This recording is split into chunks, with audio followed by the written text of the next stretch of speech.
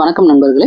இப்போ நம்ம எங்க வந்திருக்கோம் அப்படின்னா, உத்தரப்பிரதேசத்துல இருக்க வாரணாசி, அதாவது வாரணாசியில கங்கை நதிக்கரையில அமைஞ்சிருக்க இந்த காசிக்கு தான் வந்திருக்கோம். சரி, நம்ம காசிக்கு வந்துட்டோம். எங்க ஸ்டே பண்ண போறோம் அப்படின்னா, இந்த மண்டபம் இப்ப பாத்தீங்க இல்லையா, இந்த மடத்துல தான் நம்ம ஸ்டே பண்ண போறோம். அதாவது நாட்டுக்கோட்டை செட்டியார் மடம்னு சொல்லுவாங்க. இந்த மடத்துல தான் நம்ம ஸ்டே பண்ண போறோம், தங்க போறோம். எத்தனை நாளைக்கு அப்படின்னு பாத்தீங்கன்னா 2 நாளைக்கு ஸ்டே பண்ண போறோம். அதாவது காசியோட வரலாறு அப்படின்னும் போது, இது சுமார் ஒரு 300 ஆண்டுகளுக்கு மேலாக இந்த கலாச்சார கல்வி மையமா இந்த காசி வந்து திகழ்ந்துட்டு இருக்கு. அதாவது கங்கையில முழுகினால வந்து பாவம் நீங்கும், மோட்சம் கிடைக்கும் அப்படின்னு சொல்லிட்டு நம்பப்படுது.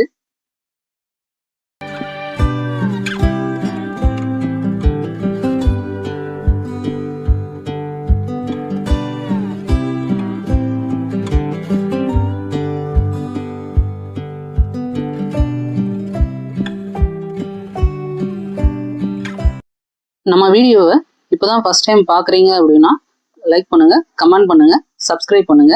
ஏன் அப்படின்னா, இதுக்கு முன்னாடி நம்ம ஒரு வீடியோ போட்டிருந்தோம். அதாவது வெறும் 1500 5 நாளைக்கு காசியில எப்படி தங்கலாம் அப்படின்னு சொல்லிட்டு தங்குற இடம் தான் நம்ம இப்போ பார்த்துட்டு இருக்கோம். ஒரு வழியா நம்ம இங்க வந்துட்டோம். வந்துட்டு மடத்துக்குள்ளார போயிட்டு இருக்கோம். நீங்களே யோசிப்பீங்க, காசியில எப்படி சாத்தியம்? ஒரு நாளைக்கு வந்து பாத்தீங்கன்னா வெறும் 200 தான் தங்குறதுக்கா? எப்படிங்க, இதெல்லாம் நம்பவே முடியல. வெளியில போறீங்கன்னா 1500, 2000, 3000 ஆகுது. அதுவும் ஒரு நாளைக்கு 200 எப்படி அப்படின்னு சொல்லிட்டு யோசிப்பீங்க. ஆமாங்க, அதுக்கு உண்டான இடம் தான் அது.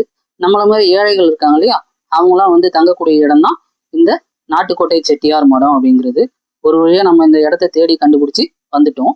இந்த இடத்துக்கு எப்படி போகலாம் அப்படிங்கிறதெல்லாம் இப்போ அப்கமிங் வீடியோல சொல்லிட்டு இருக்கேன். நீங்க வீடியோ ஸ்கிப் பண்ணாம கடைசி வரைக்கும் பார்த்துட்டு இருங்க.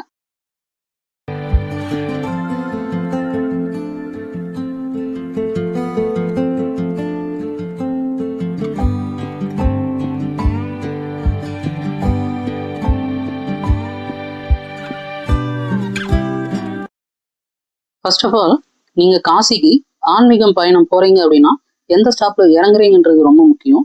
நீங்க உங்களோட ஸ்டாப் காசிலே இருக்கா இல்ல வாரணாசிக்கு போறீங்களா அப்படின்னு சொல்லிட்டு, சப்போஸ் நீங்க காசிக்கு போனாலும் சரி, வாரணாசிக்கு போனாலும் சரி, ரயில்வே ஸ்டேஷனை விட்டு வெளியே வந்த உடனே நீங்க ஒரு ஷேர் ஆட்டோ மாதிரி பிடிச்சிக்கங்க. இல்ல நிறைய பேர் இருக்கீங்கன்னா நார்மல் ஆட்டோவே எடுத்துக்கோங்க.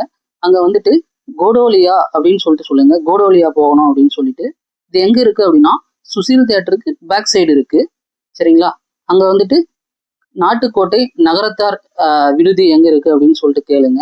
கேட்டீங்கன்னா எல்லா ஆட்டோக்காரங்களுக்கும் தெரியும், ரிக்ஷாவுக்கும் தெரியும். நீங்க இங்க எடுத்துட்டு வந்து விட்டுருவாங்க. இங்க வந்துட்டு ஒரு தெருவுக்குள்ளார வரணும். தெருவுக்குள்ளார